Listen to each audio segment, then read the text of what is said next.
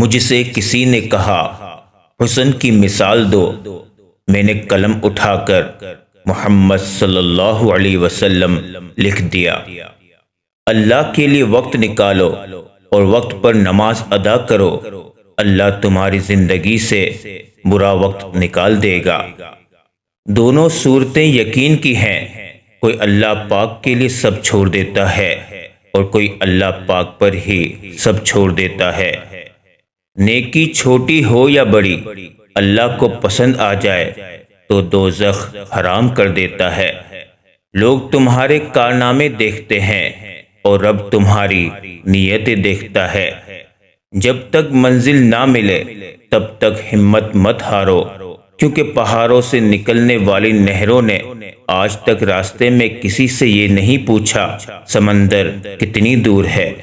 داڑھی اور پردے کے لیے اتنی دلیل کافی ہے کہ کائنات کے سب سے حسین چہرے پر داڑھی تھی اور کائنات کی سب سے پاکیزہ عورتوں نے پردہ کیا ہے۔ کسی سے نیکی کرتے وقت بدلے کی امید نہ رکھو، کیونکہ اچھائی کا بدلہ انسان نہیں اللہ دیتا ہے۔ آخرت میں نیکیوں کو گنا نہیں بلکہ تولا جائے گا، اس لیے اچھے اعمال کی تعداد کو نہیں بلکہ ان کے معیار پر دھیان دے۔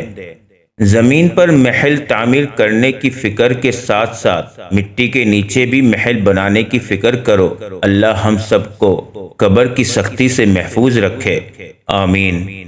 ہر کسی کے لیے دعا کیا کرو، کیا پتہ کسی کی قسمت تمہاری دعا کا انتظار کر رہی ہو۔ جب تمہارے سامنے قرآن پڑھا جائے تو اسے توجہ سے سنا کرو اور خاموش رہا کرو تاکہ تم پر رحم کیا جائے۔ اگر روح بیمار ہو تو قرآن پاک سے بہتر کوئی دوا نہیں۔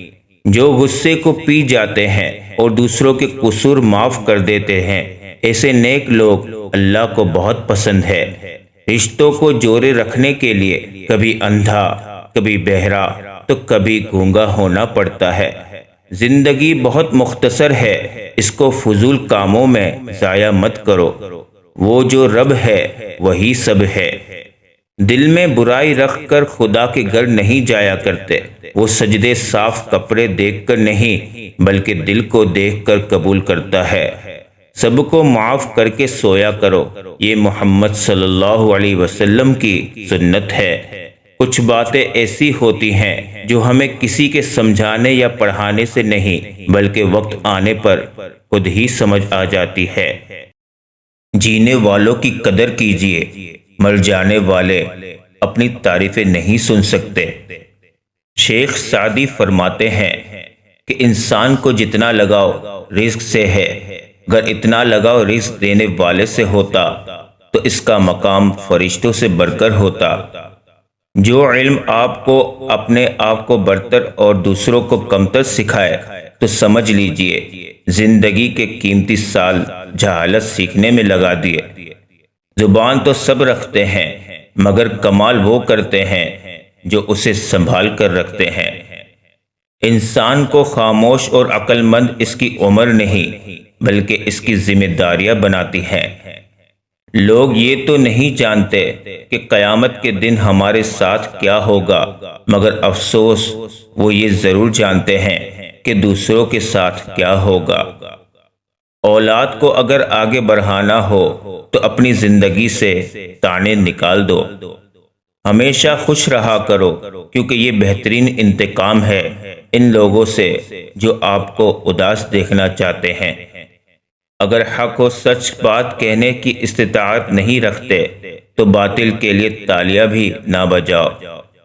بہت سے لوگوں نے زندگی میں بہت سی ایسی فکریں پال رکھی ہوتی ہیں جن سے ان کا سرے سے کوئی تعلق ہی نہیں ہوتا۔ اپنے دل پر لگے زخموں کو نظر انداز مت کرو بلکہ ان کو محسوس کرو، کیونکہ یہی وہ جگہ ہے جہاں سے تمہارے اندر روشنی داخل ہوتی ہے۔ معاف کرنا سب سے بڑا بدلہ لینا ہے۔ دلائل تو بہت تھے لیکن فرمان ہے، جاہل سے بحث کرنے سے بہتر ہے معافی مانگ کر جان چھڑا لو۔ جب انصاف ختم ہو جاتا ہے تو پھر انسان جانوروں سے بھی بدتر ہو جاتا ہے۔ نفرتوں کے بازار میں رہنے کا بھی عجب مزہ ہے۔ لوگ رلانا نہیں چھوڑتے، ہم مسکرانا نہیں چھوڑتے۔ لوگ برا کہتے ہیں، کہنے دو، وہ تم نے نہیں سنا۔ وَتُعِزُّ مَن تَشَاءُ وَتُذِلُّ مَن تَشَاءُ۔ تم سجدوں تک نہیں پہنچتے، بلکہ سجدوں کو تم تک لایا جاتا ہے۔ کون بنتا ہے مصیبت میں سہارا؟ اے دوست، شاخ بھی سوکھے ہوئے پھول گرا دیتی ہے۔ جو اللہ کی ذات پر کامل یقین رکھتے ہیں، ان کے لیے معجزے بھی اسی دنیا میں ہوتے ہیں۔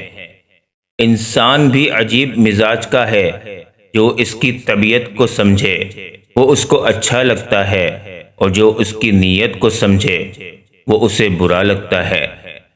تعلقات کی بنیاد احساس ہے، اور احساس ہمیشہ وہی کرتا ہے جو خود غرض نہیں ہوتا۔